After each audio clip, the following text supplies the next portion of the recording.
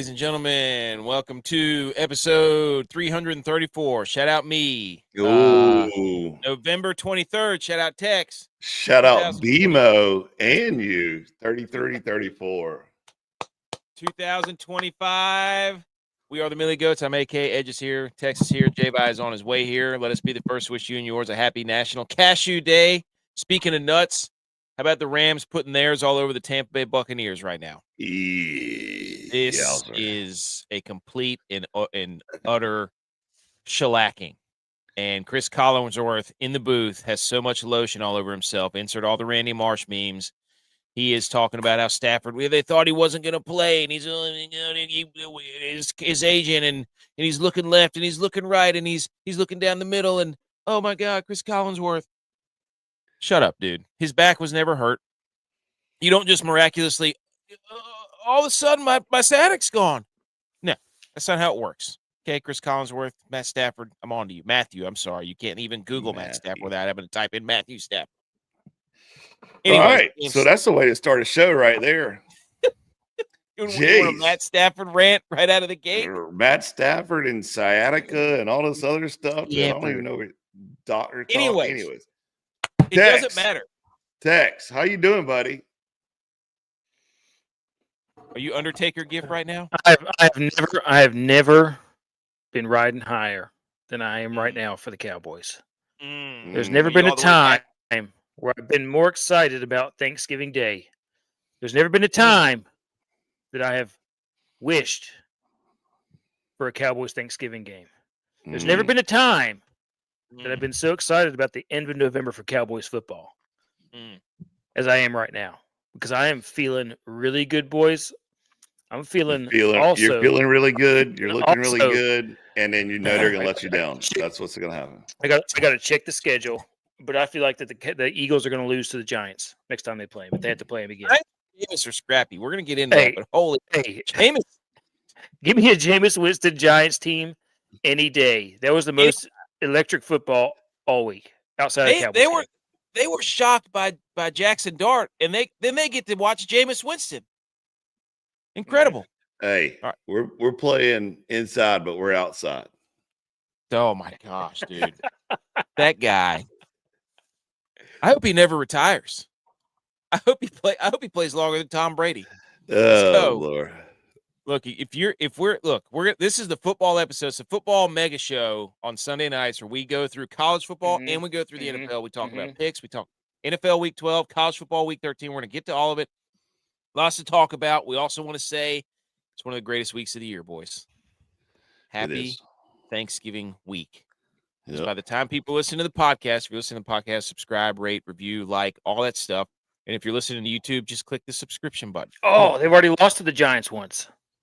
Yeah. So, yes. Yep. And on top of that, what better way to take a drive to go back and see, whoever your parents or your in-laws or whatever you're going to do for Thanksgiving, then clicking on the old Millie Goats icon up there on your podcast, wherever you get it from.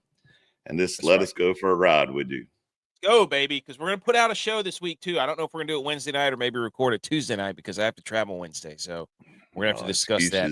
Are the nails to build a house of failure? No, they're not, because I don't want to record it in my sister-in-law's house at that time. I don't want to have to bring all my stuff with me. And normally I do. I mean, I will. If that's what we have to do, that's what I will do. I've shown in the past. I will record from anywhere, literally. Hey, J-Vi always travels with a mic. So I always bring. I got portable mics in my truck just in case. The little Bluetooth mics always in there. I will say though, hold on before you go to the next thing. Hold on. It's exciting that it's this week, but it's also a sad time right now. Yes, it's sad. You know why it's sad? You know why it's sad? Yeah. The camper is now sitting in the driveway and not in Clemson. Worst year Clemson's had since you bought that camper. Yeah. Well, most epic time my family's had, so that's all that matters. Well, okay, there you go. Fair trade. And your son. That was awesome. It was very a surreal moment when I hooked up to it and I was like, and I saw the campground kind of clear out. I was like, damn, another season's down. That's another one. It's over. Like you got Carolina game next, Clemson Carolina game. hopefully we get the Jameis Winston W's up in the house on that one. And dude, I mean, they're already talking about next year and stuff. I was like, wow, this is quick, you know? No, there's still lots of football. There's still lots of football. Just some teams are going to be playing meaningful football. Some teams aren't. That's just the way it is. But Thanksgiving, beautiful. This is B. McCormick's here. He's talking about fried turkey. So, we recording in front of a live virtual audience. So if you hear us shouting out B. McCormick and BMO and some others that come in here. Also, shout out to B. Knox. I don't know if he's listening, but he sent me a message and he said, a lot of people reach out about us doing this podcast because they're like, I think it's awesome that you guys do that. It's hilarious.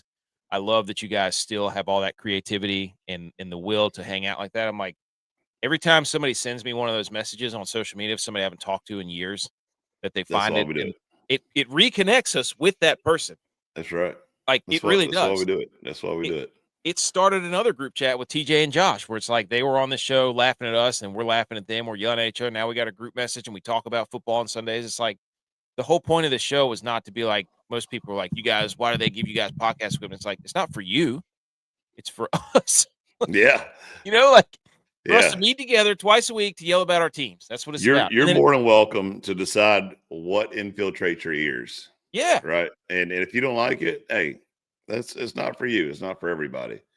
But for the people that like it and we connect and start texting again and, getting the group chats and, old friends and stuff, man, dude, it's what it's for. Well, we're all we all grew up being in locker rooms to some degree, right? If you were an athlete, if you were a military, whatever, the bond, what you miss about sports is that. That's right. And the whole point of this was being like, we miss that. How do we get that again when we can't all be together all the time, like being in the locker room 12 hours a day? Yeah. Well, we have a virtual locker room and we're sitting in our basements and we're looking at each other on a screen talking about football. So, Tex, Manuel is here. Welcome, Manuel. He says, go Cowboys. Good. I don't know whose hat is older. Baby.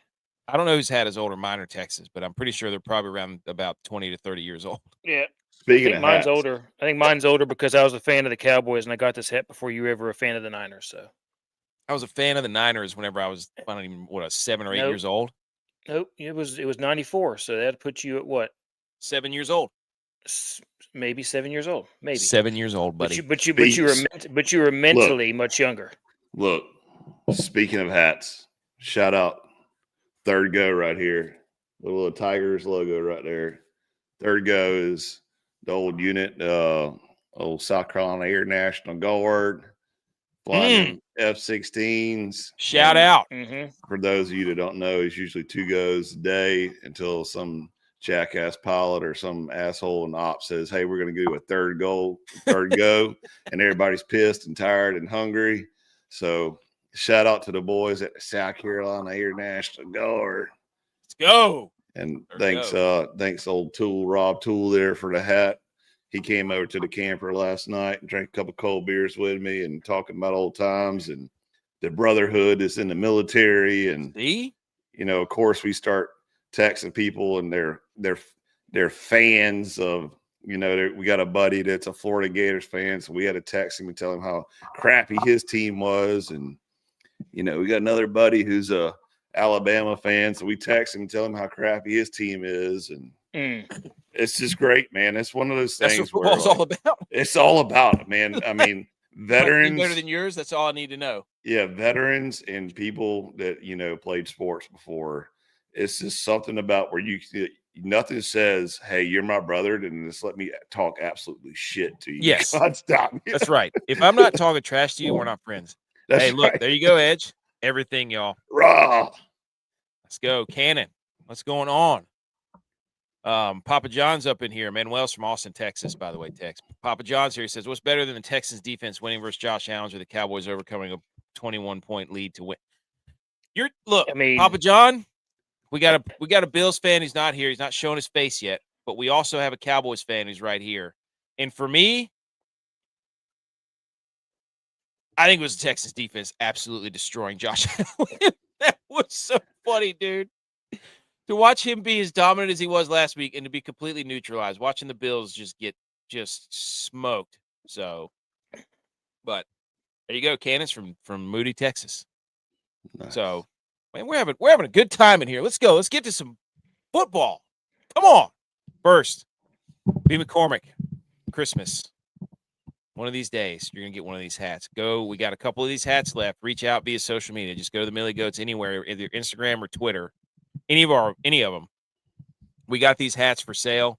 Tell you how to pay for them. We'll send them to you right to your doorstep. Shout out Howdy Hats at howdy.hats.enc. She's the one that builds these magnificent headwear, and she's awesome. So, Howdy Hats.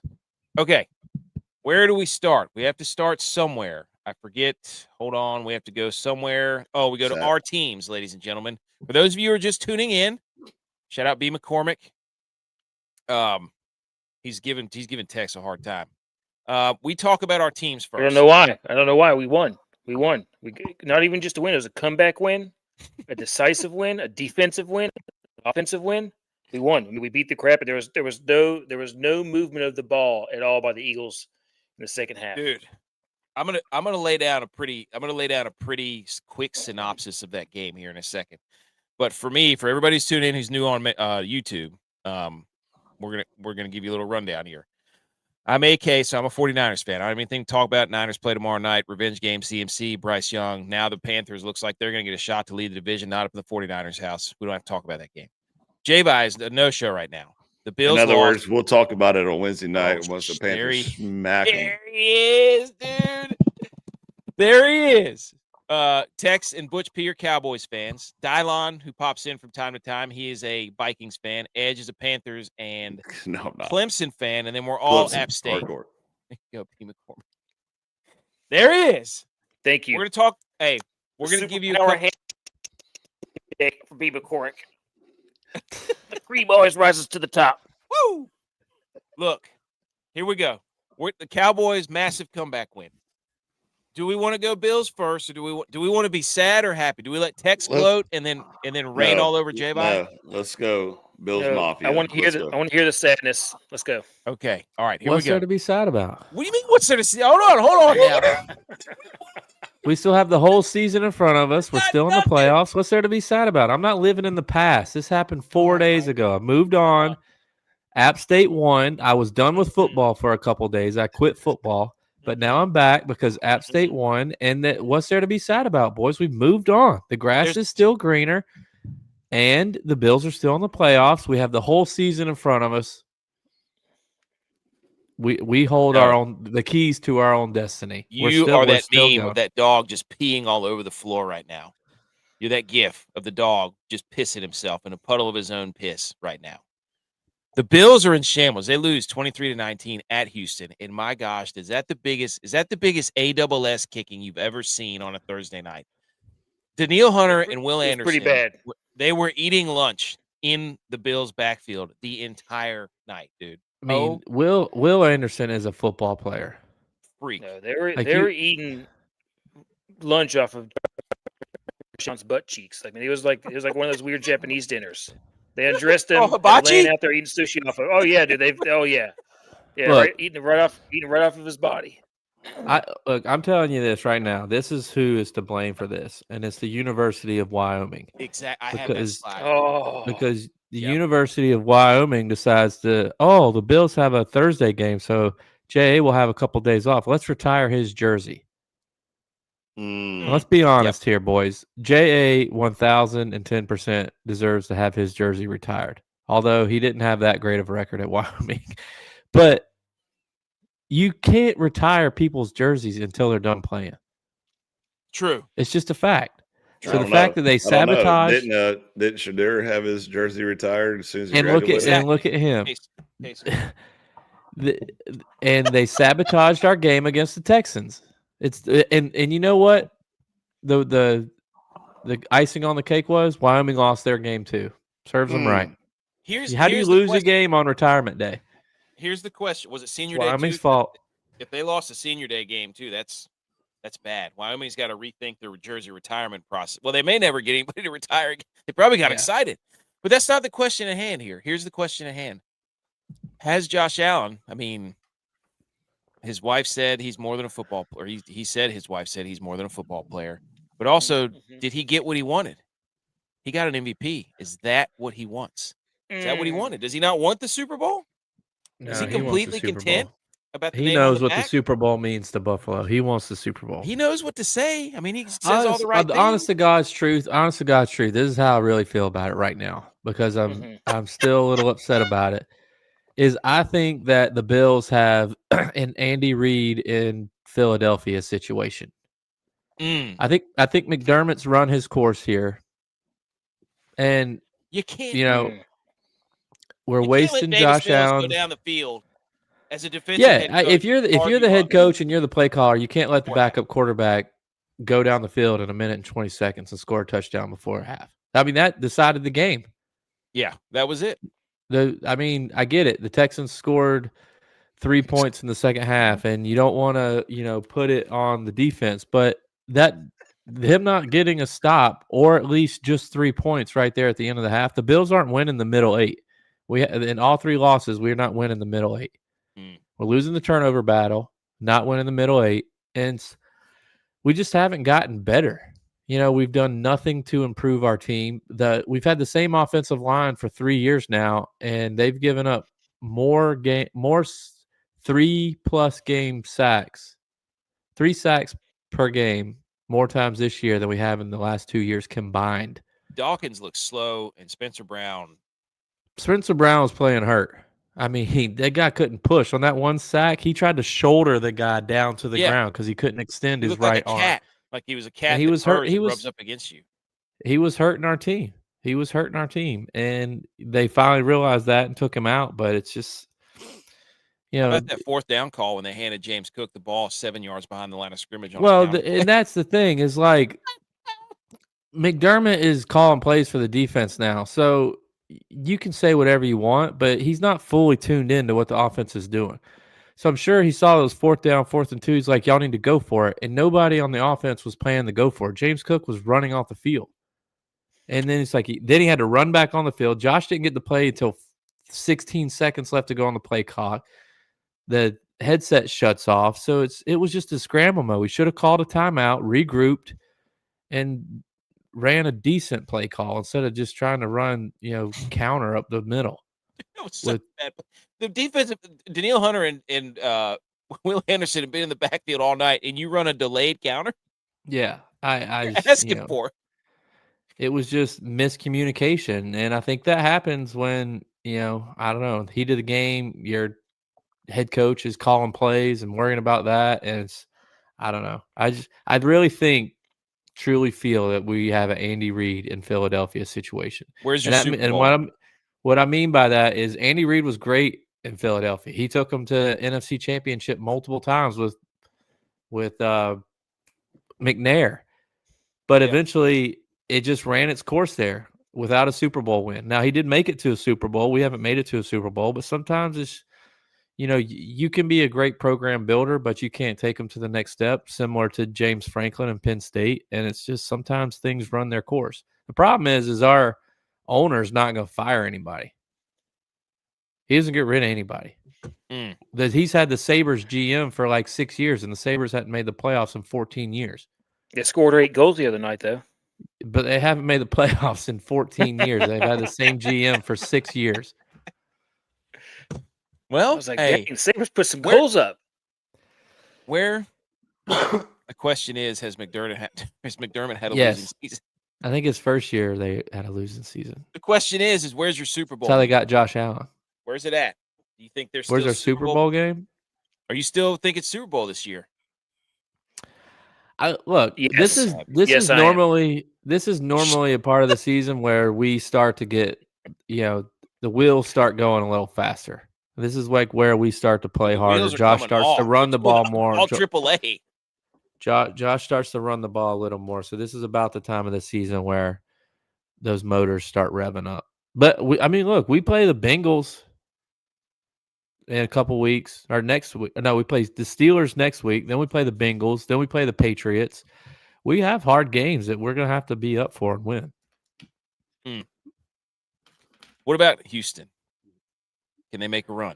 Well, the Colts lost, and I think they play They play the Colts, I think, coming up. So, Houston, quarterback controversy. How mad was C.J. Stroud in that video? Dude, I was so mad. But that defense, dude, holy cow! Bullock was all over the place. They're nasty. So Yeah, if their defense can stay healthy, I mean, it'd be like the Ravens in 2000 when they won it. Like the offense just got to get 20 points, and the defense can do the rest.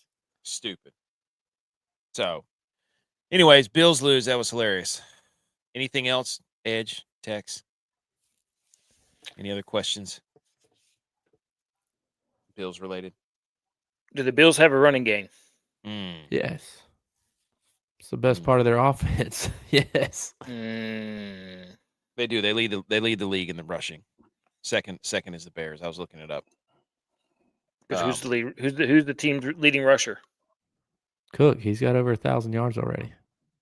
Yeah, he's having a really good year, Texas. Okay. Let me ask you another question. Yeah, get him. If that's the case, is it Josh Allen? Because if they can run the ball, then what's They left? can run the ball. What's left? I don't think it's. I think it's widely known. I think it's widely known that the Bills' wide receivers have the worst separation rate in the league. Okay, so it's the wide receiver's fault, Tex. But And last year it was always doing it with understand. nobody. I see how it is. Well, Brock Matt Purdy Collins got open, actually. here's Gabe Davis another is actually question. getting open. Who is between Josh Allen and Brock Purdy? Which of the two of them has had more game-winning drives this season? Well, Josh the Allen. last time Brock Purdy played, they Josh scored Allen. 41. I mean, no. They had Brock. Well, Purdy and Tex, Brock Purdy hasn't had one all year. Josh Allen has won more games as a married man his first season after getting married than Brock Purdy did. So we can say he may miss the playoffs without a doubt, the Chiefs are coming, buddy. I will say this: what is the most infuriating thing that I see week in and week out is today the Bengals with a backup quarterback, no Jamar Chase, T. Higgins gets out, their third wide receiver gets hurt and is Tinsley. out, and they are still throwing fade routes and getting separation and winning the one-on-one battles on the outside against the DBs and catching balls. And it's just the most frustrating, infuriating thing because the Bills haven't done that in 30 weeks. Does Josh Allen not throw a good fade ball? I don't think he does. I've said that before. I don't think he does because he doesn't put enough air on it. He's not. It's more of a frozen rope, and he doesn't put enough air on it, so the receiver can't adjust to it. You never see him throw a back shoulder. That's a good sign. That's all he throws. That's all he throws to Keon Coleman, because Keon Coleman can't get in front of the DB. He was, the tight end was open. Now that's the biggest issue is that Dalton Kincaid keeps getting hurt, and that's the dude he really likes to throw the football to. He's the chest. Stays hurt. That dude stays hurt. Yeah. Drake May won more games in his first year as a married man than both of them. That is facts. Yeah, that's a good point. I do have it right here. Josh Allen, Drake May, Jordan Love, Aaron Rodgers, quarterbacks that got married in 2025. Okay. Allegedly Aaron Rodgers. We don't know. Nobody's seen her. Yeah. Bill's done. We move on to Tex. Do you want to say how about them Cowboys really loud into your microphone? How about them Cowboys? How about them Cowboys? Let me whisper it in your ear. How about them Cowboys? NPR that thing. Okay. All Jerry Jones like. Let me tee you. How about them Cowboys? Insufferable. Let me tee you up here. The Philadelphia Eagles come into Dallas. I got a whole here. I got it. Philadelphia Eagles. Go ahead. They come out. A.J. Brown touchdown. We think this is A.J. Brown game. Then there's a blocked punt that got tipped by the Cowboys. And then they get the running into the kicker. They don't call it. They don't challenge it.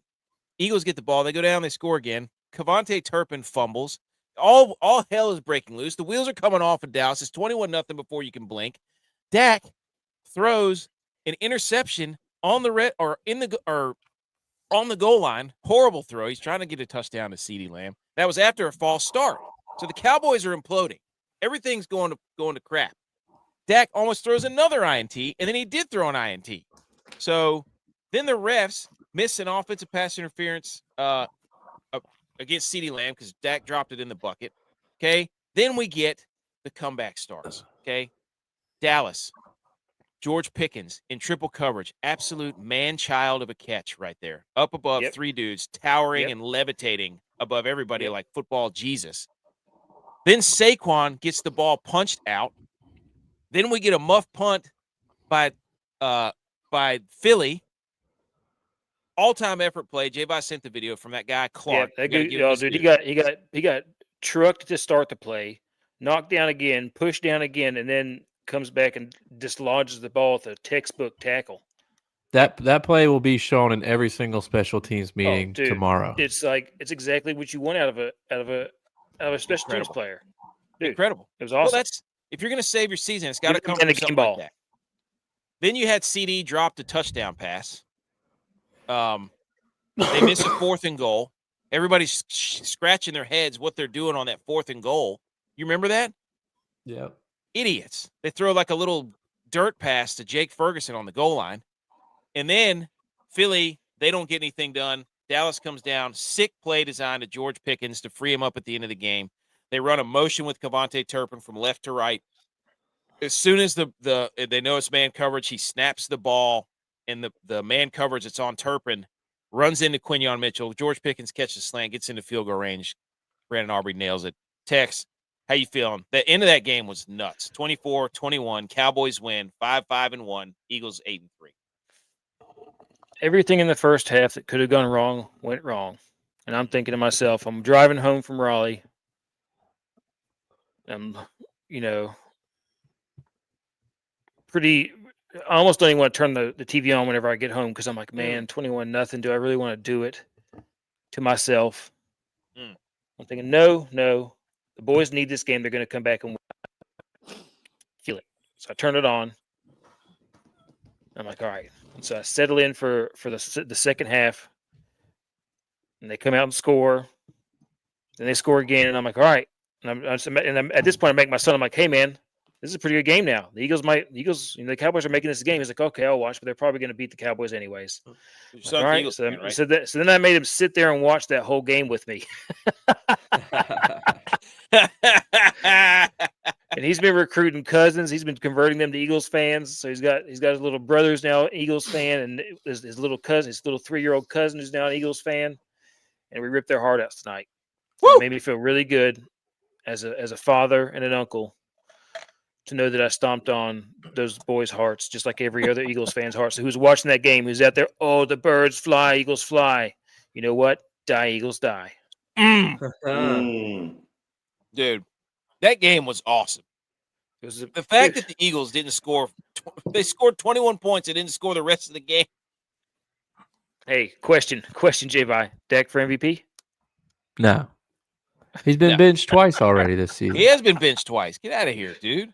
Hey, I will say this, though. Having watched the Cowboys the previous week, I was telling one of my coworkers, I was like, I really think the Cowboys did a very good job at the trade deadline, and Pickens is unbelievable. Unreal. Like they have the possibility to make a run in the second half of the season and make the playoffs. And then we get on the plane and look at the score, and it's 21-0. I was like, forget everything that I said. But hey, they played well in the second half. Pickens is absolutely unbelievable. I cannot believe the Steelers got rid of Pickens. What a dumb. I can't believe it. Retweeted that tweet. I sent out the tweet, I think 2 weeks ago. It's unbelievable. Yeah, he's a Keyshawn Johnson, Randy Moss, diva wide receiver. Like he wants the ball, and if you give him the ball a few times and let him score, he's gonna be happy. Give him a chance. The guy gets open. He's probably one of the top, go up and get it pass catchers in the league. I mean, that guy catches ridiculous balls, and he puts his body on the line. Oh yeah, he has no regard. CeeDee Lamb made a lot of terrible drops today. Costly drops, costing him first downs. Yeah. Well, yeah, even Tom Brady was kind of like, I don't know, like that's a pretty good throw. Hit him right in the breadbasket. Yep. There's a new wide receiver one in Dallas. Yeah, But, there might be. I mean, the Cowboys improved which is really what CeeDee Lamb's upset about. Yeah. The Cowboys improved their defensive line. I mean, they were all really over went him. out there and did it. I mean, because now they can stop the run to some degree. Yeah, The and Eagles' they can get to the quarterback. I mean, that sack, that third down sack after the 2-minute warning. Dude, that was a huge play. I thought Jalen Hurts was going to get him too with another AJ Brown, 10 yards stop. Yeah. I'm like, dude, somebody's help him over top and let that man jam him. Let me tell you this: Dak has not lost a divisional home game since 2017. He's now 22-1 against divisional opponents at home. Dude, give me Dak over Josh Allen any day. Woo! Ooh. No. Did you see him Superman in the end zone there? I did see that. I will say, body on the line. I will say, they're just a funny watch because they will do stuff where you're like, "Are you kidding me?" Them and the Jags. I can't figure. The Jags are impossible to watch, but they saved Thanksgiving. I have to give them credit. The Cowboys saved Thanksgiving because that Chiefs-Cowboys game at 4:00, holy, is going to be. Oh, yeah. It's going to be electric. Oh, that's two plays. Wow. Give me the dudes jumping in the Salvation Army Chiefs, thing, getting Cowboys. fined. Yeah. Yes. Yeah. Give me. Where's the Salvation Army thing? Yeah. That's a playoff game. It is. I mean, it's a legit playoff game. You start with Detroit and Green Bay. Then you get well, it still means a lot. Dallas, Kansas City, and then we get Ravens, Bengals, which sucks. If the Bengals would have won today, that game would have meant something, but they blew it. But anyways, Cowboys win. Anything else to say, Tex? Are you back? Are you playoff? The Cowboys, the Cowboys can still win the division. They got to beat the Redskins and the Giants.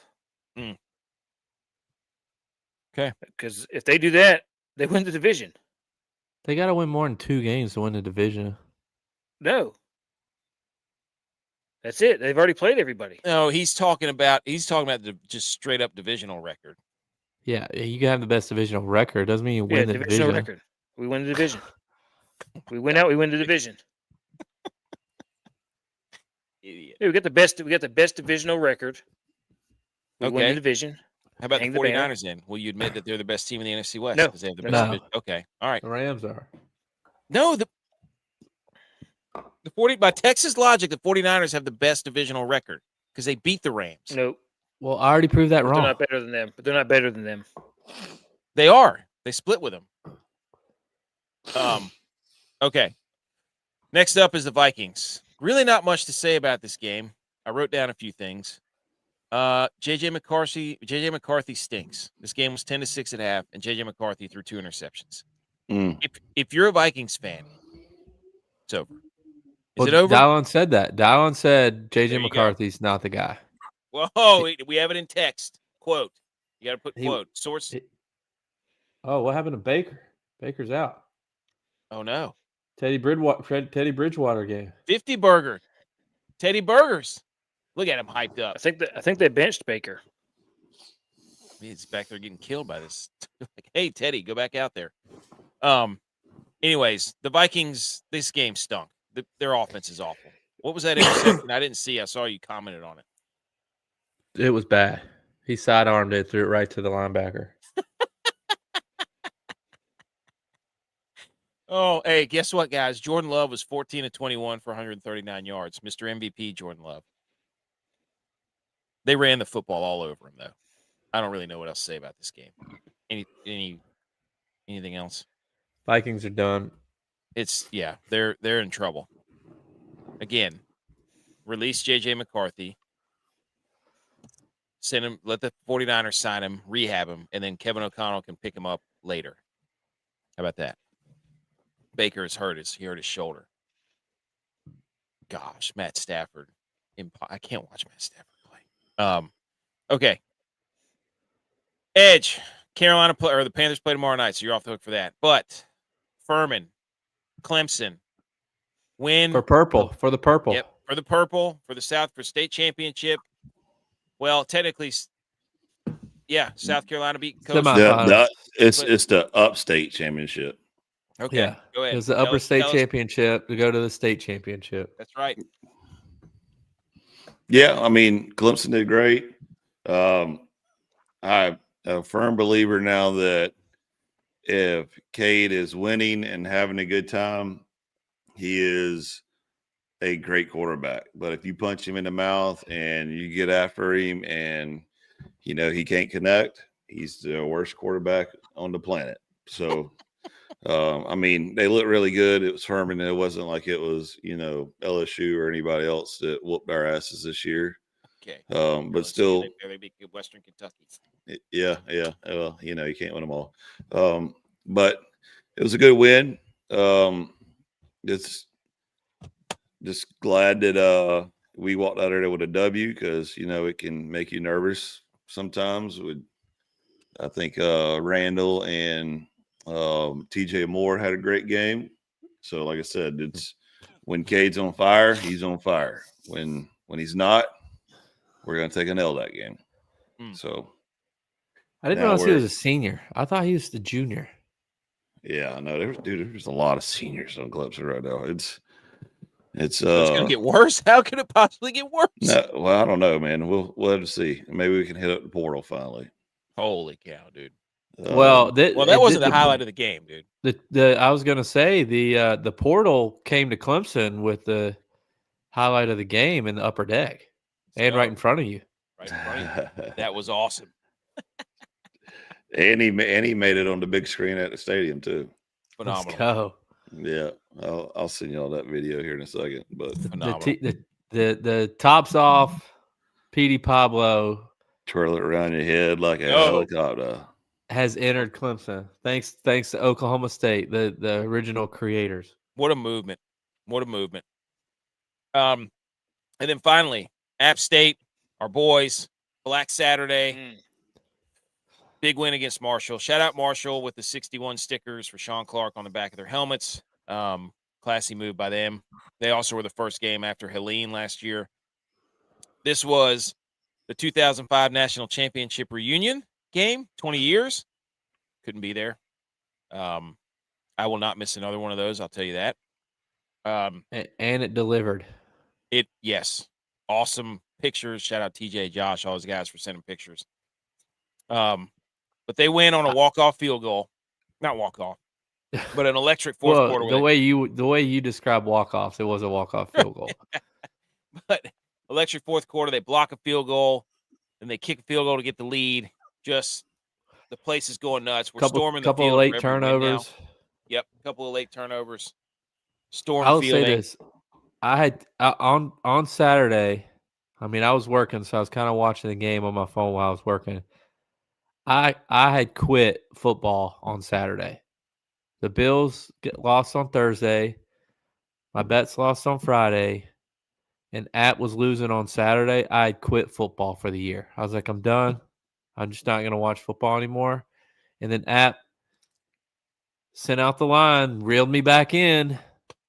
Takes one win, baby. I couldn't turn them off. I can't turn them off. I don't know why, but I can't turn them off. I can't either. I believed, and they delivered. So nice kudos to fight, them. dude. Fight. It's in the fight song. Go. Makes me wonder if one of those guys got in their ass. One of those 05 guys got in their ass. Highway 80 was there. If somebody didn't have the Highway 80 sign, I'm upset if they didn't, because that was one of my favorite things seeing when he played. Yep. Bettis. Awesome. That's the teams updates. Oh, wait, we have some memes here. Whoops. Man. Sorry, guys. Josh Allen, Spider-Man meme. Everywhere I go, I see his face, and it's just a picture of Will Anderson. Oh, yeah, I had this in there. Forever Cowboy, dude. He got Letterman jacketed. He got Letterman jacket. He was too worried about his damn Letterman jacket. Well, he told somebody to make a beer snake, but I never saw the evidence of the beer snake. So Wyoming let him down. Wyoming let the Bills down. Totally Wyoming's fault for scheduling that. And then losing. Look at him scapegoating everybody, the wide receivers. Now, he hasn't said it's Josh Allen's fault once this entire show. That's my quarterback. Also, shout out to the 2005 App State field. Yeah. That was the field we grew up going to. Yep. Some of y'all That's don't how remember. I remember it. Mm-hmm. That's a cool video, too, by the way.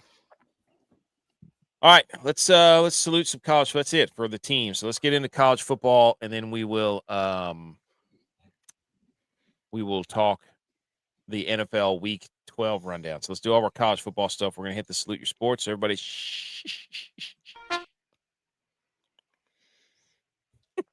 Wait, did you hit it? You're right, I did.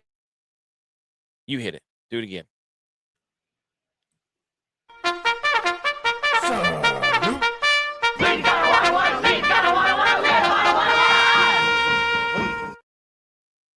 Okay, salute your sports. Let's talk college football, and Florida State is a bunch of idiots.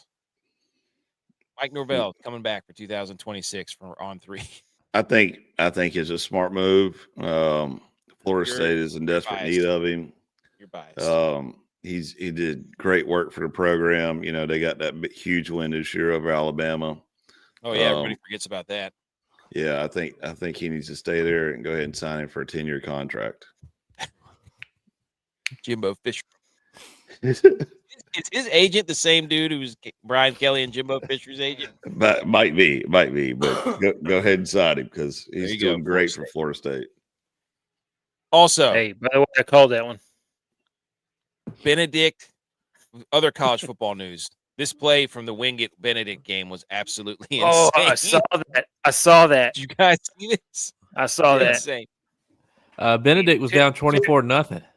Were they? Terrible. Yeah. Wingate was up 24-0. Oh my! Then they deserve to win this game. Yep. Yeah. Heartbreaker for Wingate, my alma mater.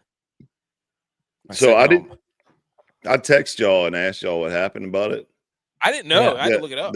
The guys behind me apparently were watching it on their phone, and it was like a TV commercial, you know, like while we were sitting in the stadium, and all of a sudden these guys behind us were just going crazy, and I was like, "What's going on?" And they're like, "It's the D2 championship. You wouldn't believe. You gotta look it up. You gotta." Well, of course, I had terrible service in the stadium, so that's why I like text y'all like, "What just happened?" We didn't know. And next thing you know, they flashed the score up on the big board, and I'm like, "What just happened?"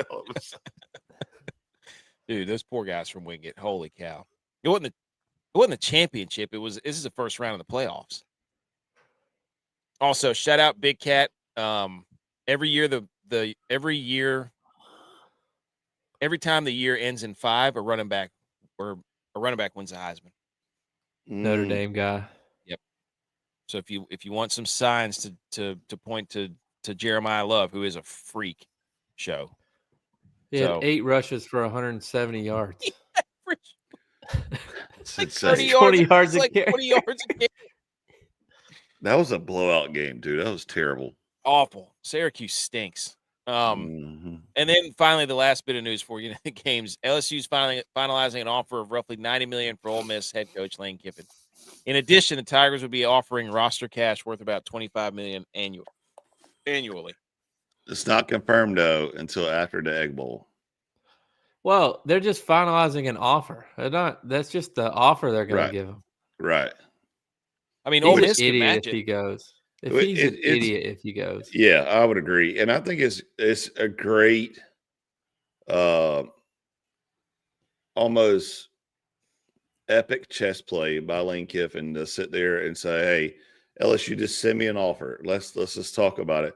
Knowing damn good and well he's going to go back to Ole Miss and be like, "$90 million sounds good, Ole Miss. $90 million sounds good," you know. And Ole Miss, this is the best that Ole Miss has had their program in the last, I don't know.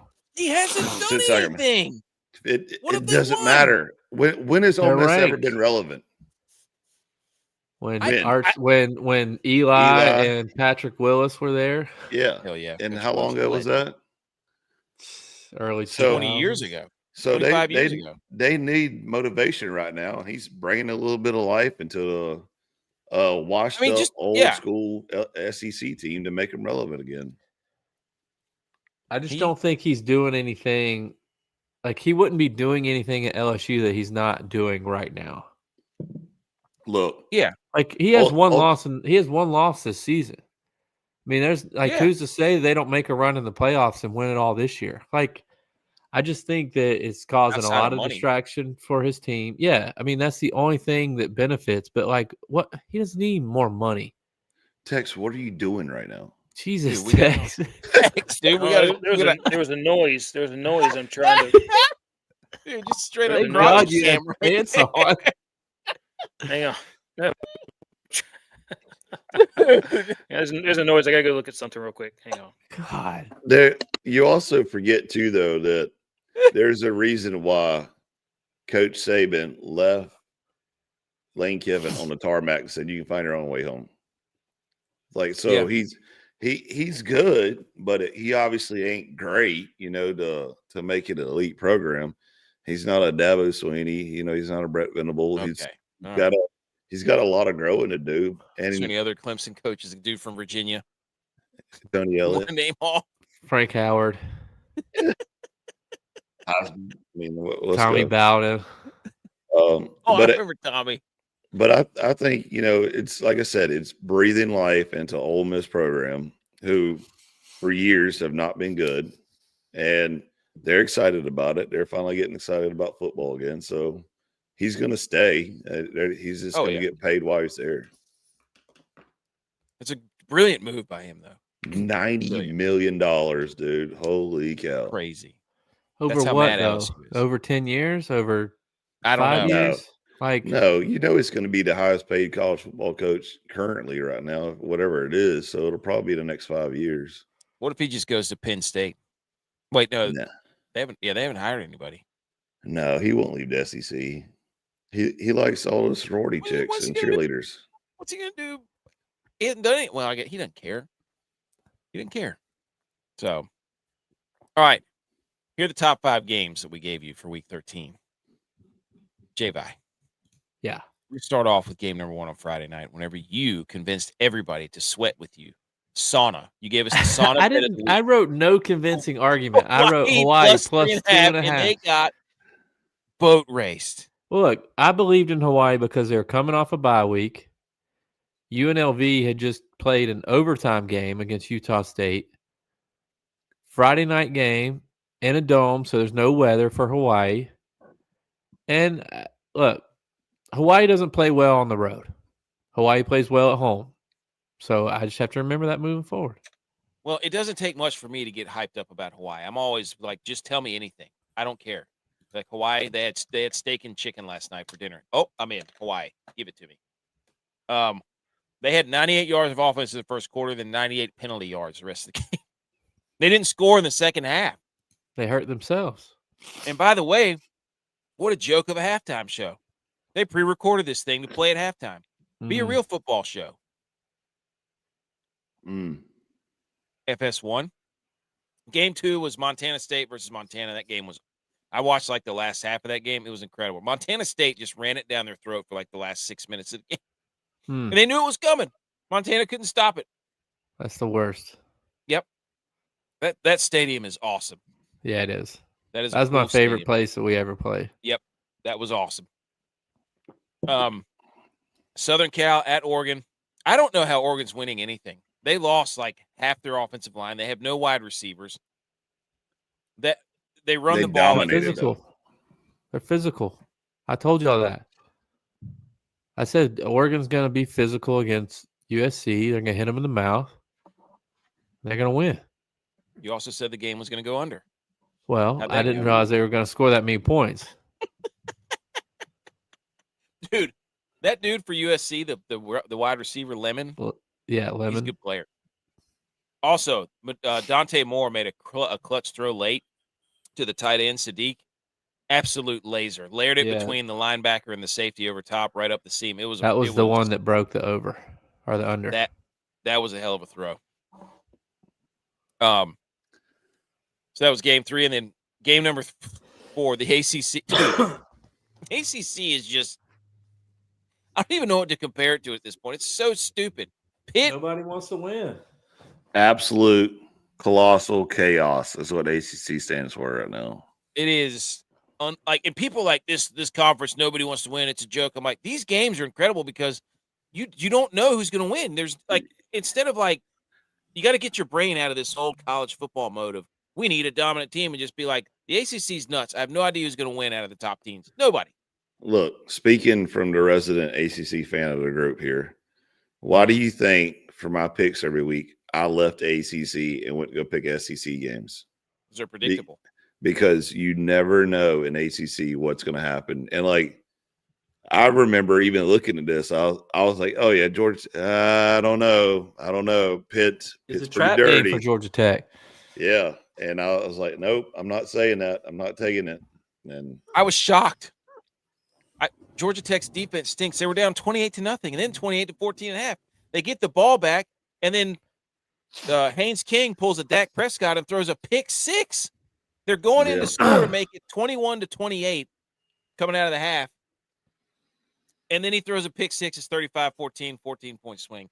Then Pitt runs a fake punt with 7 minutes to go, up 35-21. I couldn't believe that. What are you doing? Also, shout out to the guy who was in the stands who just brought his own football to the game.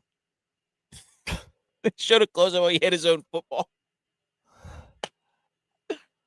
he wanted to get some autographs at the end. I don't know. Oh yeah, isn't that where J-Bot caught on fire? Yes, in Montana.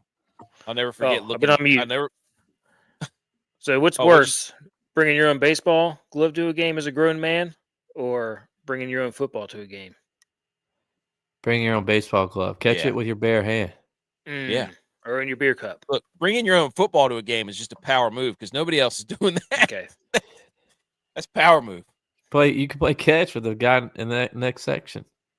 Dude, I thought the head coach for Georgia Tech was going to have an aneurysm on the sideline. He adjusted his hat so many times that it's like you when we got a new guest on. Yes, like messed with my headphones, my hat, all that stuff. Last game of the day. But yeah, this story about J-Bot, we were standing on the sideline and I looked and I start smell like I either smelled or I think I smelled smoke.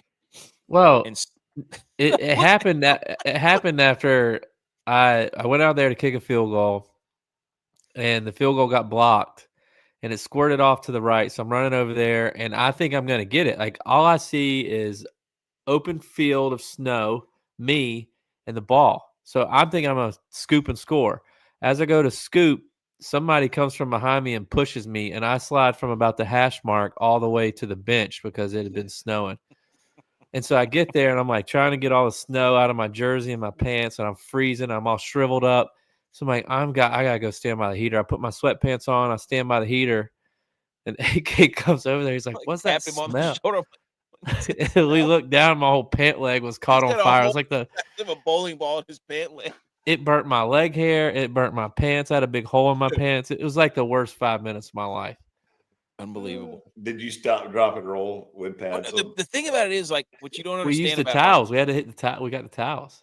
The Montana's stadium, like the fans are right on top of you, dude. Like there is not like 6 feet from you in the fans. It's crazy.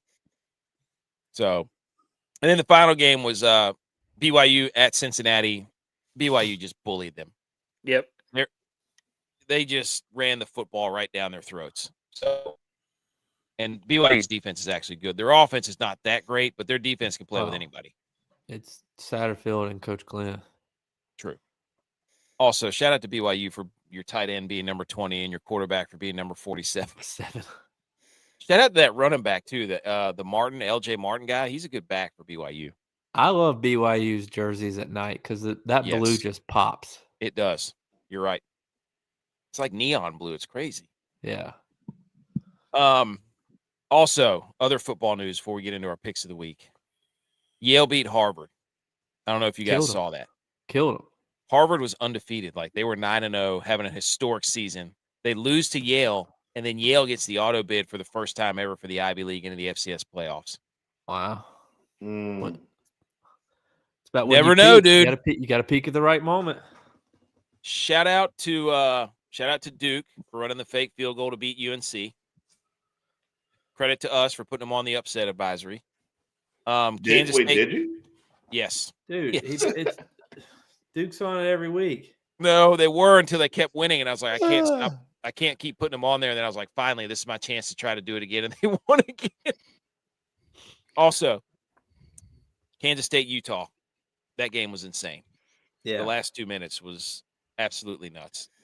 That quarterback for Kansas State sinks. He blew it. You've been saying that for 3 years. Yeah, he's terrible. Can't throw. And 2 Oklahoma, years, whatever it is. He has a girl name. Oklahoma, Missouri was a good game, I guess. Shout out to Oklahoma for wearing the uniform. No, it was not a good game. That was not a good game. Get Missouri out of the rankings. They're done. Yeah, It's over. they were outclassed from the beginning. Like I was like, okay, maybe maybe they're going to be okay, but it was They were just running it down Oklahoma their had to figure out throat. what to do. No, that was for like a drive. That was for a drive. Until I jinxed Well, they them. blocked I it. called it. Oklahoma blocked the thing field goal. that was the thing that changed everything. That blocked field goal, and it was over. Like they couldn't overcome that. Then it was like 5 seconds later, it was an 86-yard touchdown. So, And once that happened, all the wind left their sails. 7-3, the game was over. Alabama lost the title because Oklahoma now has 5 ranked wins. How about that? It's probably that sign in their locker room that says all in. Dude, the Friday AKC, I put FIU on the upset advisory playing Jacksonville State.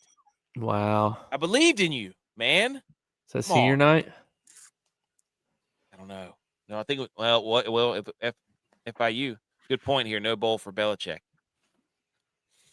All right. It's time to get to it, boys. The college football pick'em contest, pick'em picks of the week. There's no running here, Tex, and there's no hiding. Okay? You and you alone are the least ball-knowing person on this podcast as far as college football goes right now. Because that's we just had our this week. CBS. That's just this week. We had our That's just this week's standings. That's just saying. We did this last week too. We did this last week too. Game. No, we didn't alternate. We went as a unit last week, and we said we're better as the sum of our parts, and not in. I would say.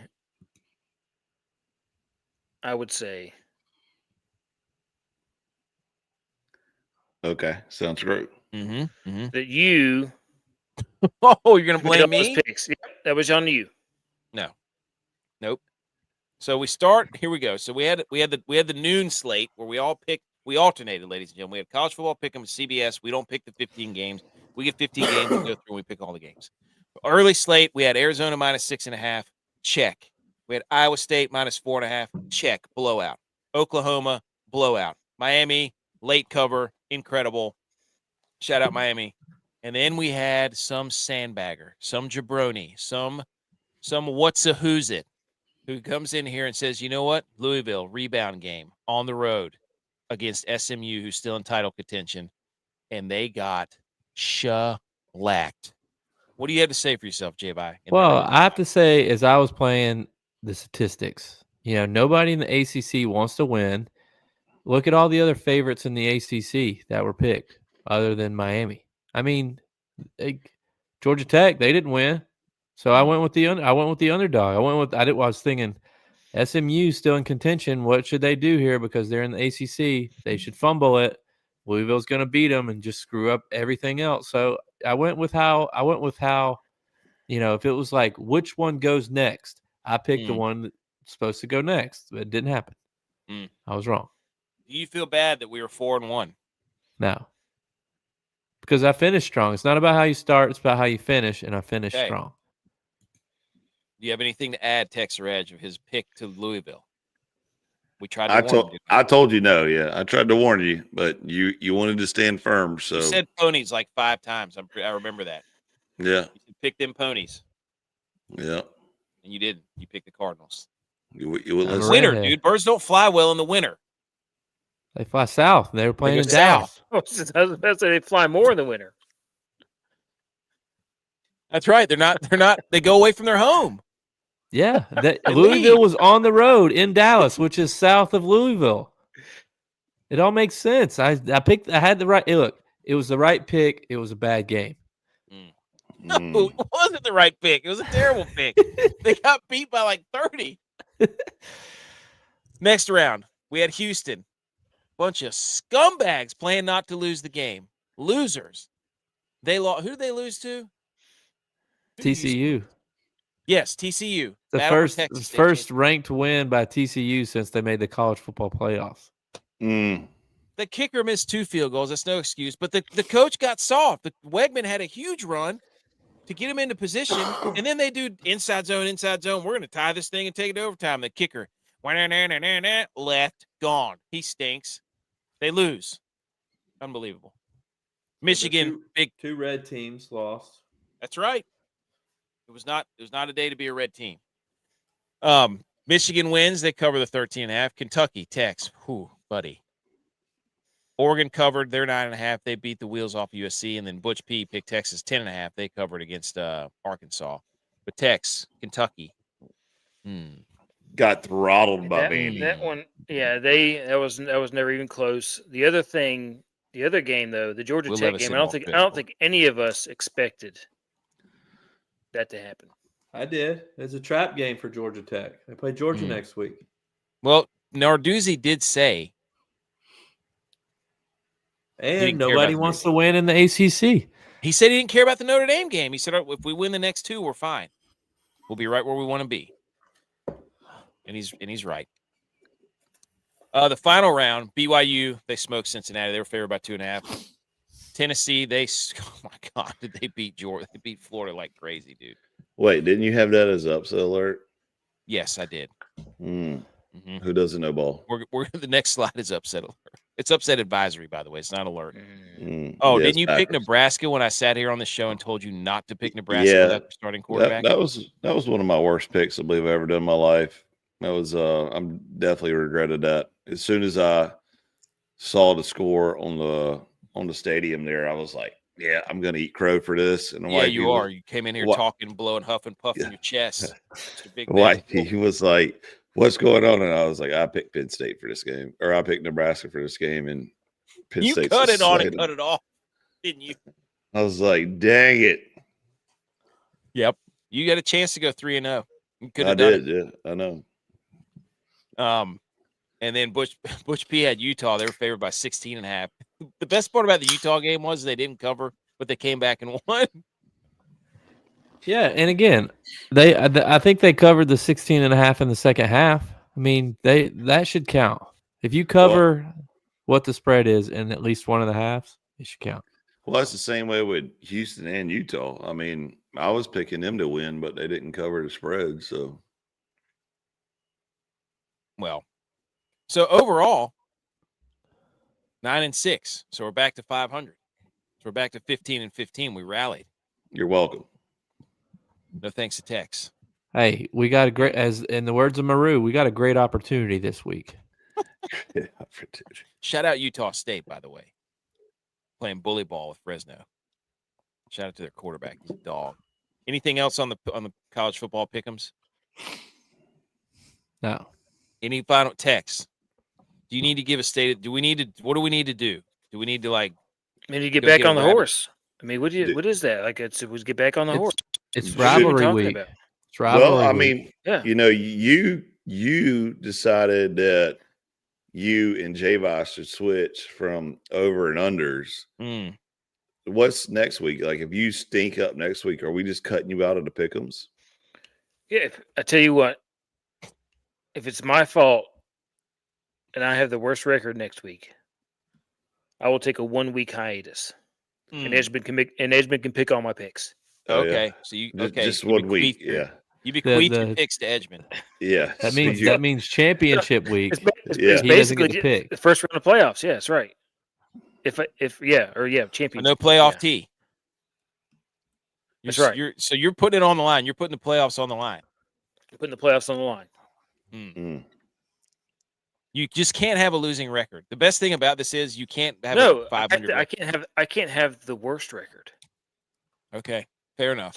So if I'm still above, if somebody goes 0-3, then I'm still good. I do love this that you either have a losing record or a winning record. You can't. I love that. 3 is the perfect number. That's usually how it goes. Yes. Well, that's how the SEC goes in basketball season. Unless you're Dallas, then you can tie. Hey, boys. Upset advisory I thought we were hot. Oh, we were hot. We had the Tex, first get game. him, Tex. We had Tell the him, first tell him game. you don't know ball No, right now, Tex. No, I do know ball.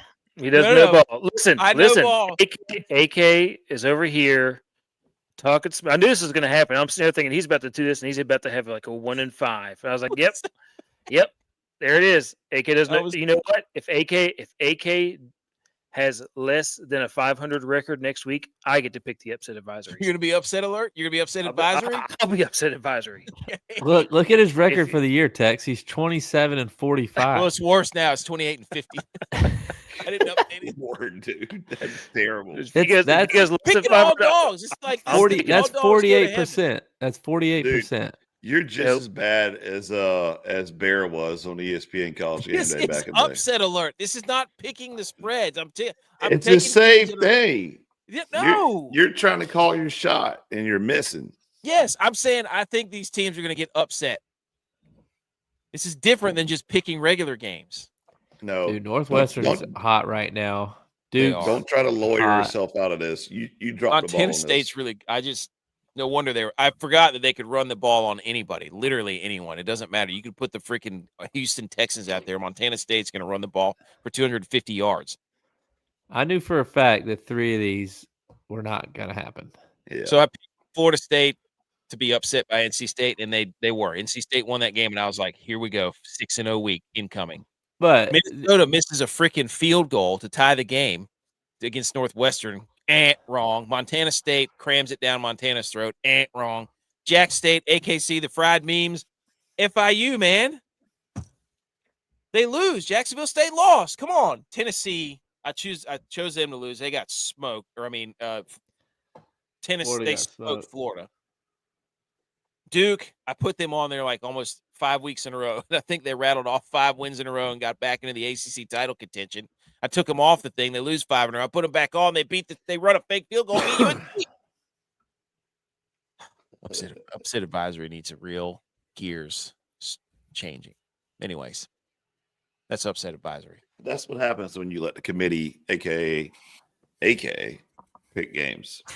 It goes upset, dude. They're all underdogs. I'm picking all underdogs. You know what? That doesn't matter. I'm gonna make a graph for you. All pick your own underdogs and let's see what happens. All right. Plus, the SEC was on bye week. They're playing, Eastern Illinois. Yeah. That didn't stop McAfee for picking Mercer to beat Auburn. Yeah, see how that worked. Did he take upset advisory? Probably did. Probably has a burner account because he blocked us. He doesn't follow us anymore. Picks of the week. College football and NFL, ladies and gentlemen. Here we go. Tex gives us an over. I give you a spread to pick. J-Bot gives you an under. ButchP gives you a dog. And DYLON gives you a prop. And then Edge gives you a money line. Tex, take it away for your over of the week. Tex, who knows ball? Allegedly. You know overs. You do not know ball. This is the points of Palooza. I do it from the gut, my football gut. Points of Palooza. Yep. And it was. Both of these teams usually put up points, very bad defenses, but hey, hit the I think over. it was in the 80s was the total. Like it wasn't even close. Shout out Tex. I gave you a spread. Been playing well. ECU was playing well, but they got crushed by UTSA. The spread of the week was Oklahoma minus. It's a real shame. It is a shame. That is a shame because they were buying for the American spot. It's because their bus broke down. Their equipment truck broke down on the way. They had to get a new. So they had to equipment dodgeball that thing. They got the average Joes and the Whomstevers mixed up. Should have had a Freightliner.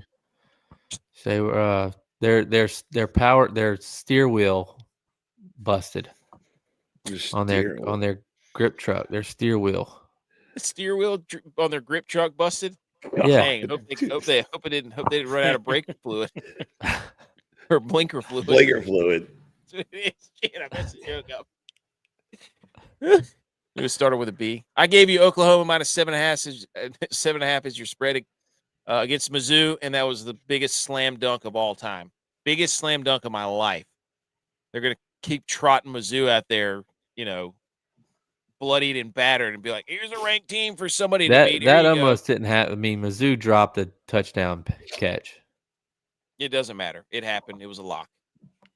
You just sitting up here at Mr. 5-9 now, Mr. Under USC at Oregon. Come on, tell the people what happened.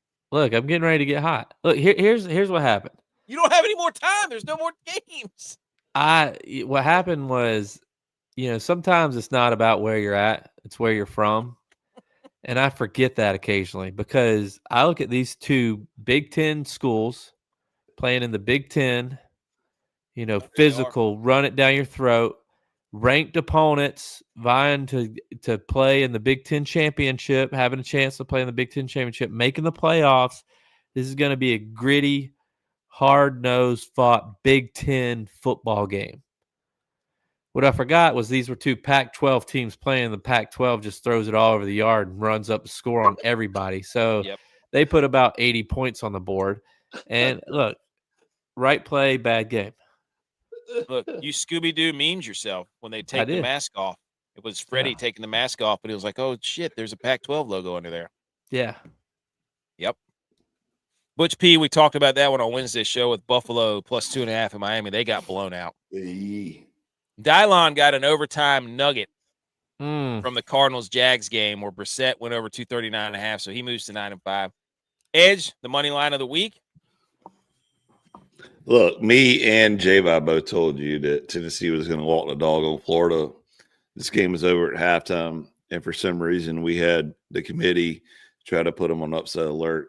We tried telling you via text that was a terrible mistake. Don't do it. You still listen to yourself. Obviously, it was the easiest lock ever done, and I knew it, so you're welcome. And you're welcome. Really? No, you're welcome. You're welcome. It's okay. Look, trust your boys. Your boys will save you except for text. The upset alert the upset advisory goes up I make the graphic every Monday or Tuesday night. If you see an upset advisory, I will put it on there. J-Vi's done it once, and I put him on there, and he went 1-1. So not even a winning record. Yeah, I just like the way your record is going right now. I just like to watch you. It's like the Titanic. It's like a slow burn, and I'm just laughing the whole time. I'm 2-1 in the spreads for the pick'ems, and now I'm 7-7. So really, I don't have a losing record when I'm picking spreads. I'm picking upset advisories. I do have a losing record. Yeah, upset advisory. I don't know dogs. Maybe that's what it is. That's what You don't have that dog in you. Maybe not. I think a better analogy, Edgman, is that AK is in a wheelchair and he's parked his wheelchair on a fire ant nest, but he can't feel his legs. So he doesn't know he's there, and so he's about to get consumed by fire ants. That's oh wow, wow. Okay. Speaking of tire fire, AP poll came out. Really, no change in the top 12. Dude, what are we doing with Miami? Like, you come on here and you're like, get Mizzou out of here, get there done. What are we doing with Miami? We say this every week. This is ridiculous now. Like, it's just stabbing it in the eyeballs. They need it for Notre Dame. That's why they were ranked that high. I don't care. It's a quality loss. Play the game, Edge. I'm about to look it up, dude. This is how terrible these people don't know ball right now. Ohio State, Miami play this week. Ohio State, Indiana, Texas A&M, Georgia, Oregon, Ole Miss, Texas Tech, Oklahoma, Notre Dame, Alabama, BYU, Vanderbilt, and then Miami is your 13th team. We're not. They play Pitt. North Texas and JMU are in there for the group of 5, and Tulane, and then Georgia Tech's 23, 24 is Pitt, 25 is SMU. That's the AP poll. Who cares? The real poll is this. Miami, however, hold on, I'm not done yet. Go ahead. Miami, 1, 2, 3, 4, ranked 5th in the ACC. Okay, 5-2 record in the conference. Shout out 52, 9-2 overall, and yet they're ranked ahead of any other ACC team. However, hey, them boys from Pitt, they're playing next week. Might knock them out of the ranking altogether. Notre Dame's rooting hard for that. Notre Dame is rooting hard. Shambles. We got a dandy of a football weekend this weekend too, boys. Yes, we do. The graphic's going to be hot. Here's our top 12, ladies and gentlemen, after week 13, the college football playoff top 12. So whenever you're listening to this, know that this has the parameters of the top 12 in the college football playoff. And I'm also going to say that I'm proud of you for this. Hey, because I was driving back when you were sending the text and you say, "Hey, who do I need to slide in from ACC?" And I didn't read it till after I was unloading the camper, and I saw you answered your own question, and I was like, "Good move, good move." Yep. I'm proud of you. Hey, look, somebody from the ACC is going to get in. We got Ohio State 1, Indiana moves up to 2, Texas A&M 3, Texas Tech 4. People hate that; they think Georgia should be up there, but yeah, right. Who cares? Oregon 6, Ole Miss 7, Notre Dame 8, Oklahoma 9, BYU 10, Virginia's 11 because ACC has to get in there. I mean, they say no, they don't, but if the ACC championship is going to be ranked, and they're going to be in there. And then JMU's at 12, which we've been on for a month, but here comes part of my take and all those guys. JMU. I know they went there, but they haven't said anything about JMU until last week. Like literally nothing. But this is now some people will say, oh, why BYU over Alabama? Well, BYU is tied for first in the Big 12. Alabama is like fourth in the SEC. So around here, conference championships matter. Why Ole Miss ahead of Oklahoma? That could be, well, Ole Miss has 1 loss. Okay. Oklahoma has a nice resume. I agree. Ole Miss beat Oklahoma. There you go. There's the answer. I like it. So this is thought. This is not just mamby-pamby, throw some logos up there. This is thought through. I almost put Michigan in there, and then was We're about to get a rematch, Texas Tech BYU. Good, give it to me. And unfortunately, that'll be this is for a playoff spot because they want to put 5 SEC teams in, and that's why I put BYU in there. I'm not putting a 5th SEC team in the top 12. I'm not doing it. All the at-large bids cannot go to SEC schools. I'm sorry. You can't finish 5th. I think this is a great playoff right here. This is good. This is one of your better ones. You finally whittled it down and got it right ones in. I wanted to put Michigan in there because I was looking at their losses. They've lost to USC. Who else did they lose to?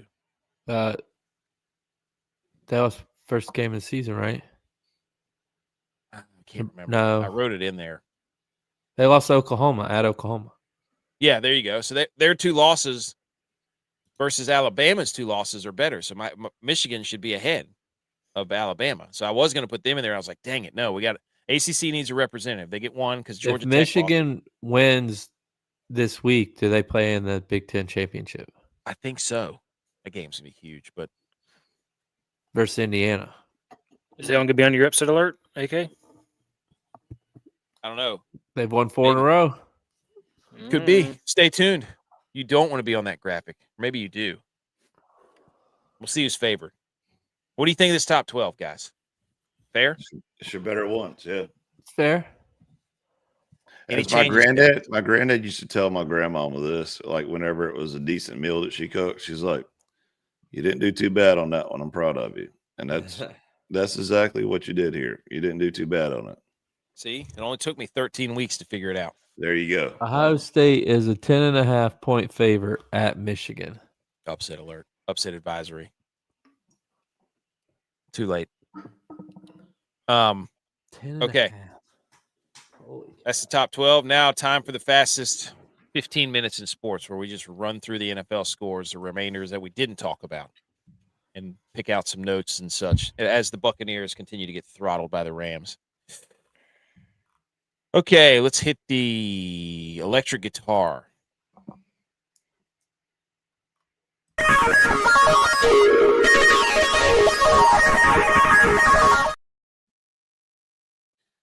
Okay, here we go. Let's talk some NFL scores. Ladies and gentlemen, the Pittsburgh Steelers go on the road to Chicago and collapse in the second half as they fall to 6-5, and the Bears move to 8-3 as the Bears beat the Steelers 31-28. Everybody's going to be talking about Caleb Williams. There's hidden yards, and there's he's figured out ways to win that nobody else win, which is just like throwing and completing passes and, so on and so forth. He's 19-35, which was 52% completion, I think, which is about averages, just about. The guy is not an accurate thrower of the football, but he'll make 1 or 2 plays a game, and everyone's like, wow, look at this guy. What an arm. So they're trying to figure out where to give credit to. So there you go. The Bears win 8-3. Mason Rudolph threw a pick on the very first throw. Steelers. This is what I wrote down. Everybody's trying to figure out where to give credit to for Chicago. They were outgained by the Pittsburgh Steelers in yards. They were worse on third downs. Okay. The Steelers punted with 2 minutes to go, basically giving the game to Chicago. But here's They got the ball back. Yes. Here's the kicker. Chicago leads the league in plus 16 in turnover differential, and they have the best rushing offense. So there's why Caleb Williams doesn't get all the credit on our end, because the defense is leading the league in turnover differential, and they run the football almost better than anybody except for the Bills. That's where you give the credit to, not the guy who's completing 50% of his passes. Where I come from. That's where I come from. And the Steelers lost the division lead to the Ravens today. So Bears are in first place in their division, though. they are. They're about Their to be division stinks. Yes. They're about to be second. The NFC's 2 seed, I think, maybe ahead of the Eagles. I'm not sure, because the Rams are about to be 1. So the 49ers have a win over the 1 seed. How about that? How about that, college football playoff? All right. Patriots on the road. He said, how many hidden yards did Williams have today? I don't know, dude. Hasn't come out yet. I'm sure Dan Orlovsky will find some way to give Caleb Williams all the credit. It's hilarious. It's so funny. The Steelers were they gave that game. But anyways, Patriots beat the Bengals 26-20. And there were 2 pick sixes in this game in the first half. That's all I had written down. Nobody really wanted to win this game. The Bengals had a chance to win it late, but yeah, like I said, I mean, Joe Flacco was throwing it all over the yard to the 4th, 5th, 6th, 7th string wide receivers. I mean, everybody was out for the Bengals. But Joe Flacco throws a catchable ball. Josh Allen doesn't. He tries to rocket it in everywhere. That's the problem. This is not about Josh Allen. We're talking about the Bengals and the Patriots. You have a weird obsession with Josh Allen. You want to bring him into every conversation. Because you were saying that, insinuating he wishes he was the quarterback. No, I know he does. No, he has more game-winning drives than Brock Purdy. We have questions. He blames everybody else on the football team but Josh Allen, and then he comes on here. I didn't say anything about Josh Allen. I was giving Flacco credit for doing what he did today with the 5th and 6th, 7th string wide receiver. Yeah, I was you gave a whole monologue 45 minutes ago about the Bills. How Joe that was Flacco 45 minutes ago. We're talking about the Pats and the Bengals. That's okay. Look at you. Look at you. Okay, look at you. Leave Josh Allen's name out your mouth. I don't want to see Josh Allen complainers or truthers whenever he goes up there and throws for 80 yards and a half. Is it truthers or complainers? Which one is it? Come out and say that the Bills don't have any weapons. I love how somebody just pulls a pin and a grenade and all of a sudden it just explodes. And we go from talking to scores to Josh Allen. Well, Josh Allen, but Joe Flacco throws a catchable ball. Josh Allen doesn't. It's a fact. I was His giving arm angles are great. It's always in a tight window. Josh Allen throws a runnable ball. That's right. Right. Josh Allen throws an MVP ball. Josh Allen there you go. That's what they do. Oh, look at my MVP. Great, dude. Name on the back. Purdy doesn't have an MVP. True or false? Purdy's played a Super Bowl. Lead the league in yak or not? Who's? Josh Allen's. No. Do they lead the league in yak? No. Good point, BMO. He said a lot of important injuries on the Patriots. Yeah, I think, did they lose Will Campbell? Somebody he went down. He didn't come back. Not good. Hang on. I'm going to see if I can find this out. Next game. Go ahead. The receivers don't. I mean, Shakir might be close, but that's the only one. Like, none of the other receivers have Shakir's good with he's good after the catch. They got to figure out better ways to get him the football. Giants, Lions. The Giants went into Lions and got up on the Giant or on the Lions. What was it? 20-17 at half. They just couldn't hold on. But they've done that a lot this year. They've started hot and then they've blown the lead. Hey, Gibbs is we're outside, but we inside, or we're inside, but we outside. Look, I just gave you crap for bringing up Josh Allen, but I'm going to say this: Jameis Winston walked so Josh Allen could run because Jameis Winston is an athlete. I mean, he had a touchdown catch today where he pretty much came back and mossed the guy, and then he juked him and stiff arm him and scored a touchdown. And it's like Jameis was doing that in college too. He would run around, make plays, and do stuff. He's a gunslinger. Like with Jameis, you're like, all right, I'm probably going to have 2 interceptions today, but I'm going to have 2 or 3 ridiculous plays that are going to keep us in the game too. That's how I feel when I watch Josh Allen. So Jameis Winston walked so Josh Allen could run. It's like everybody before is like talking about yes. The Giants were 10.5-point underdogs, but everybody, like we were talking last night, it's like it's Jameis Winston. Some magic's going to happen. First, they throw a first drive flea flicker. He throws a bomb to Wan'Dale Robinson in the back of the end zone. But and then Jahmyr Gibbs he's unreal. That guy he had 26 touches for 260 plus yards and 3 touchdowns. Unreal. They try to get him the ball at any point. I don't know how the Lions. They're not making a run. They're not. It's over. But this game was electric. This game was a lot of fun. Overtime winner, Giants win, Lions win, but the Giants did cover. So, also, it was very weird that Russ Wilson was the captain for overtime. Yeah, I noticed that too. Look at the screen. I'm like, he has a C on his jersey. He loved that. I'm surprised he didn't have his camera crew behind him. The Bills are 3rd in yak. Wow. So he does throw a runnable ball. He throws a runnable ball. Mm-hmm. Man, you hate to hear that. You hate to hear that. Who's first? Steelers. Who's second?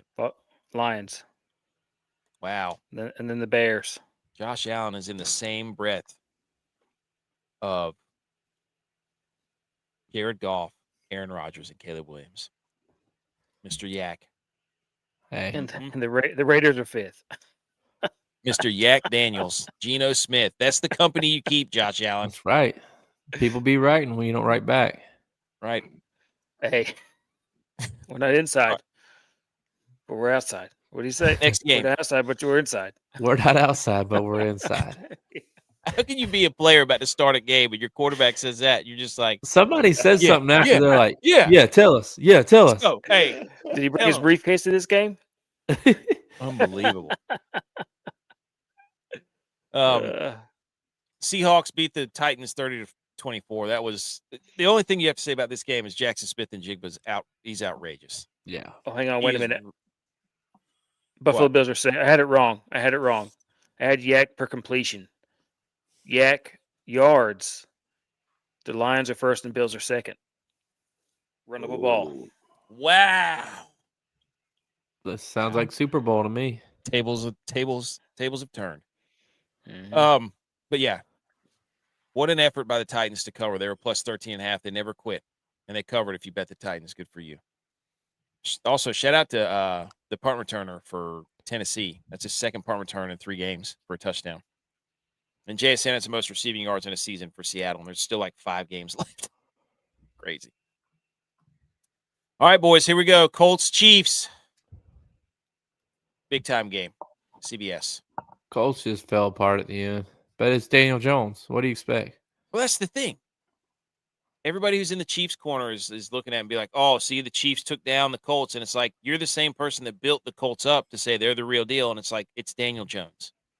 Well, I think, too, if you're a Colts fan, I'd be concerned that Kareem Hunt had 30 carries for 104 yards. Like DeForest Buckner's out, which is a problem.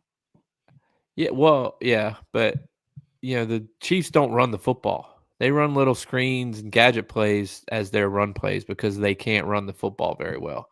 Yeah. So the fact that they got 100 yards rushing out of a running back I would be worried if I was the Colts. How long? So Mahomes he's not playing that well. He threw for like 300 yards, but he had 1 INT, and that was pretty much it. He got sacked late in the game. at the end of regulation. He got sacked on 3rd and goal to tie it. And then Tony Romo's out there saying he's got to stay in the pocket. He's just processing information too fast. He's seeing all 5 routes at once, and he's just not letting the ball go. And it's like, what are you talking about, Romo?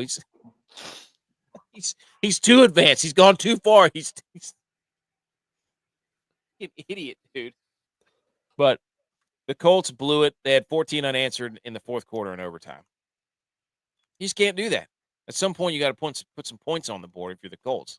It's supposed to be this prolific offense we keep being told about. So they're about to have a free fall, I think. I picked the Jags to win that division, and that seems terrifying. So anything else on the Colts and Chiefs? No. Colts are back in it. Thanksgiving game's gonna be a lot. Ravens, I don't know what's going on with them. They stink. They win 23-10 though. They're back in first. Okay. Browns Raiders. Shedeur Sanders. Grade him. I didn't see any of the game. I saw the one throw that looked like he did the combine throw, where they roll it out and throw it on the run to the 10-yard line to a receiver running down the field. I saw he made that throw. That was the only thing I saw. That set up the touchdown, and then he had a screen pass that went like 60 yards to the house. So most of his yardage came on the screen pass. First Browns rookie quarterback to win their first game in like 50 years. I'll give him credit. It's not like, it's the Raiders, but the dude played okay. They had the same record going into this game. Yeah. So he was 11 of 21. Not great. Interception and a touchdown. The real question about this game was we completely forgot that Las Vegas O-line stinks, and Myles Garrett was an absolute monster. He had 3 sacks again. Jeez. Crazy. And Pete Carroll has the biggest headset microphone in the game. Trying to cover up his mouth from chewing. I saw that thing and I was like, "What the hell, dude?" It looked like a one of those what's the cornucopia thing that you paint for Thanksgiving? What is that thing called, Tex? Where you pour all the fruit in the cornucopia. Okay. Yeah, it looked like one of those things. I was sitting here thinking, I was gonna wait to talk about it again in a minute, but I'm gonna say it now. If Josh Allen is second in the league in yak, does that mean he can't throw the long ball? He's always been bad at throwing the long ball. He's a dude he would be Ichiro and not Barry Bonds. Just get on base. That's what he does. And then the Saints and Falcons game, I didn't hardly watch any of that game. That was just don't trust the Falcons to do anything. You can't. You just can't. I was watching them because it was on. I had the 4 box on, so I was trying to watch the Shedeur game, but I never could really pay attention to it because of the Cowboys. But I was watching some of the Saints and Falcons, and Kirk looked okay. Yeah, they ran 13 personnel like 60% of the time. So they were like, okay. "You're not going to hit our quarterback because we have nobody else." Nope, he looked okay. Bijan struggled. Odd. Very odd. Can be in first.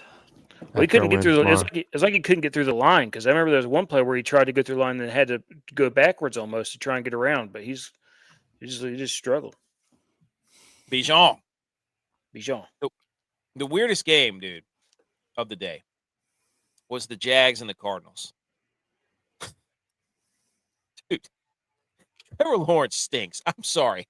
Easy. No. He had a strip sack that got picked off by a dude that turned into a touchdown.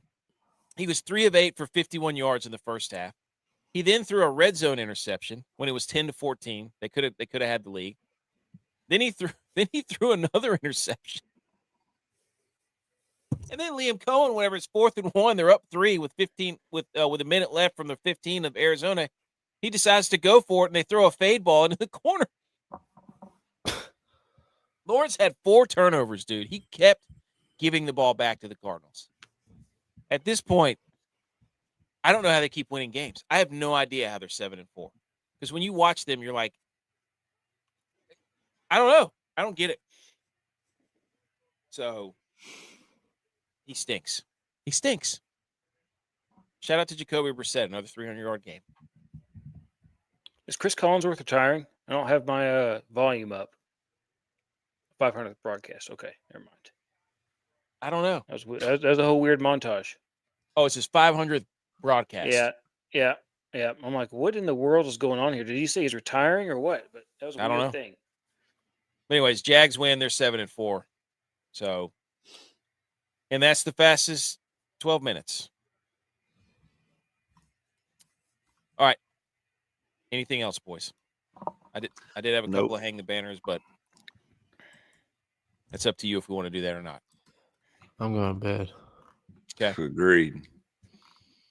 I forgot what my hang the banner was, and even Cowboys are the best 5-5-1 team in the league. I know what it is. This guy in the NBA, Alex Sarr, said you shouldn't rake the leaves in your yard. The leaves act as habitats for beneficial insects and break down into nutrients that strengthen the soil. And kill your ass. That's dumb. That's best. That's dumb. What do you mean? Mulch. You can leave some mulched up in your yard, but don't just leave your grass cover. It's gonna kill your grass. Exactly. Yeah, right, dude. Also, do it. Shout out to the steak I got from Harris Teeter. It's on sale. Shout out to the CO Stats for cluing me in. What about Oklahoma drills? Oh yeah, I put it in here somewhere. There you go. The new Australian sport has one rule: running another human at max velocity. I didn't do the video. Straight rugby players doing Oklahoma drills. Incredible. Like, I'm talking about there's people going unconscious, seeing Tweety birds flying around. If you watch, it looks like AK in the national championship game trying to tackle that Delaware guy. I got held up, and then somebody came and just ripped his helmet off. The last dude. Yeah, I got my helmet knocked off. I got teed up, dude. Man, we were up by tell you what, though, if you could find this video, it's well worth a watch. Like it's definitely motivating. It's grown men, some of them 300 pounds or greater, just colliding. Dude, my body's sore after watching that video. Yeah. That was so motivating. And I told we were talking earlier. I was like, like my collarbone would look like Kirby Smart's clapping. Straight up in the air. They look like uprights. It's motivating, but literally I was like, God, I can just feel the impact in my back. I can't even stand up when I get off the couch right now, you know. Hey, great show tonight, guys. Great weekend of football. Hey, we'll figure out what we're going to do about the Thanksgiving show. But I won't be on Wednesday. I thought we could maybe do it Tuesday. What we have here is a failure to communicate. All right. Go Bills. Go Niners. We love football. Go Tigers. Cowboys.